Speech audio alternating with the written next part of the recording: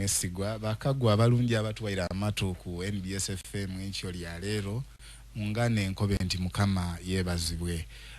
Twenda okwebaza Katonda olw'ekirabo ky'obulamu encho lya leero nti akakitulekeire. Nze Samuel Akalyama wampereibwa omukisa okwidde okwegera awalala n'abatuwuliriza. Eno ni program okwawukana ku kudindi detubaamu.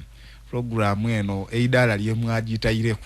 kodibani nabanatusuula ku radio ayenga program ojiwanike waigulu ino liene ensi nebyayo saino wejire. It is both educational and informational in at quite a very different level okusinga kwebairenga agona amazima matufu. Twenda kubebaza management ya NBS FM ni media house yona. Of course this is a whole media empire. Twenda okubebaza olwo okwongera okumyumyulamu enteekaddeeka no kubonanga twongera okutuusa obuweereza ku muntu asookerwaku ali mu nnimiro atayira akaledio ke ku kigogo owa boda akateze ku isimu ali mu takisi aliko ba driver ati yongezaako awo. Sebo wiki eno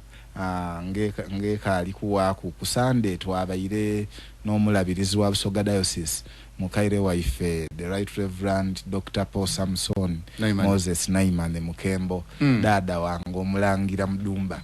aye yawaire comment ku program eno era musimu ino yakati munna tulinaye twabaye tuli kujja twawulirisa ensi nebyayo nga muli kusomesa amateeka singa radio dona degera ku NBS ate nekyo tali kukyogera mu mutima gwako bantu radio edinti diri kuwerezaye aliko bantu programs dino radio yandikozesebwa ino omuzindalo gwandikozesebwa era gwandiyambisibwa okutuusa okumanisibwa okufaanana oti ni kuno ku muntu asookerwaku. So ekyo oyo omutoire yongo omu ku bangi abali kuwa feedback ey'okusiima. Nze Samuel Akalyama nesiimye okuba wanencho lya leero sebo. Kale nawaawo we bali kubanga Chibuterevu twegeiseku Council Samuel Akalyama sasire weire twali tujja kutandikira la ku byabusika era nga nendo nakolwa leero tubenga tubingiramu aye wenabeire ndi kwetolola mu bantu bayifera nga bali kwongera tuwa feedback mukwano Robert Mutemo yakulamwisa yakobye yanu mirwaino wiki weire yes mami kulaba yena yakoba nti yanu mirwaino mukairewo mama Florence Kovia kabi ebuwerempe emukyale yakobye ati omulenzi wangu oyo mtaani wangu wa mateeka ebintu yabitolayo bulungi. So ate mpigano mama tazala mulala mama Scovia ali awo ni baganda be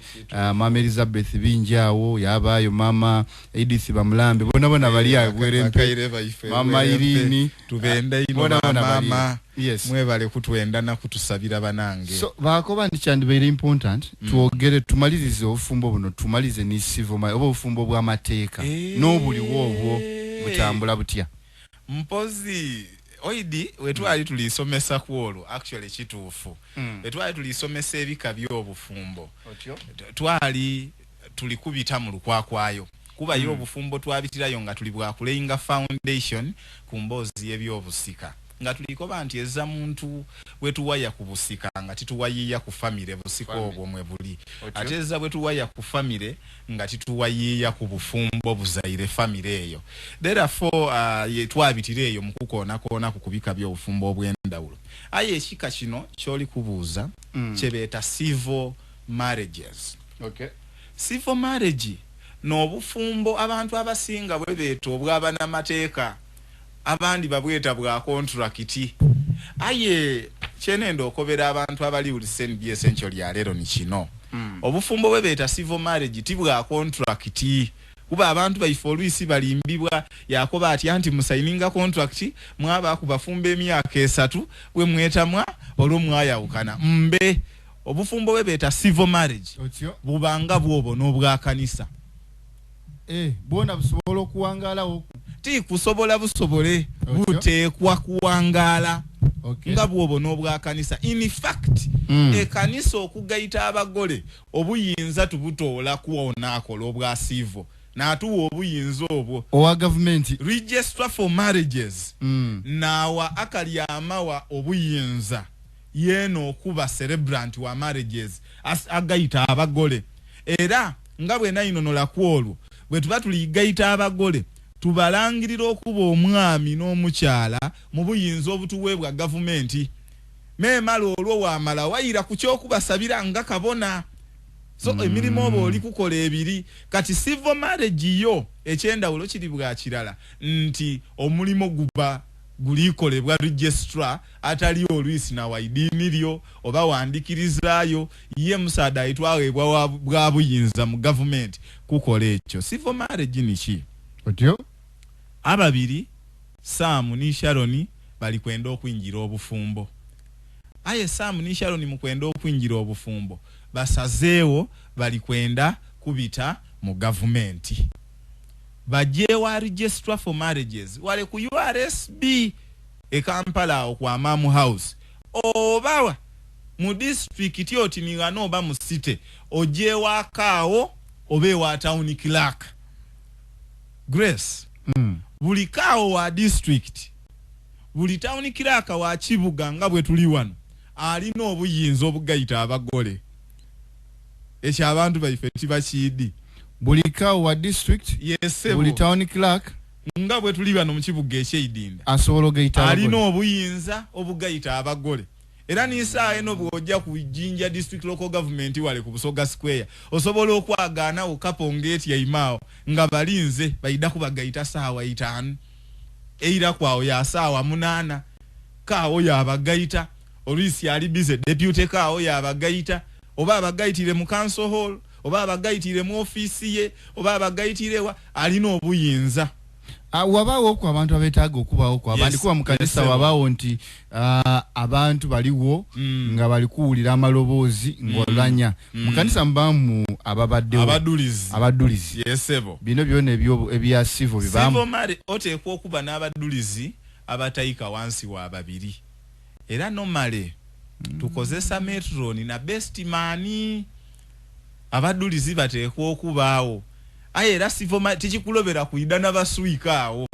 aye abasayininga kuno baba babiri abasayininga mu kitabo nga abadulizi ababayirewo nga mulayira ekyokubiri ebyo tibya weekdays kubanga mbona kawo ni town clerk bakola nakudda week ya normally diba kiba kya weekdays aye mba mutese basobola okubagayita nga muyikiriza gaini abasobola okubagayita off the weekdays aye for civil marriages specifically okutola ku ngofunye ereje twayogera kukulule special license yere olwisi osobola kuba bo official days di Monday to Friday yes ayo omuntu asobola okuba ati nze ndi kwenda civil marriage aye nandijenze munaku lwa mukaaga igulo oba lwa Sunday ate tienda kungayitira mu office yakaawo ndi kwenda bangayitire ku beach oba nenda bangayitire wale eyo byonna tusobola okubigayita twafuna kyetweta special certificate Minister wa Justice and Constitutional Affairs wekitibwa Nobert Mau yatuwa special certificate etugana okuba kuno obukwakulizo bwe tutoolawo tusobola okukusobozesa iwe okunumirwanga bwe wandyenze civil marriage eno eba wagati wa mwami na mukyala mukazi na musaada tibagayita musaada na musaada mwine oba mukazi na mukazi mwine ababiri bano bateekwa okubanga baweze emyaka 18 bwe babanga mu 18 tibaswika 2 na mulala wairenga baweze 18 nga omukyala taswika 2 na mulala ateekwa okwidira ku olukusa lw'abazaire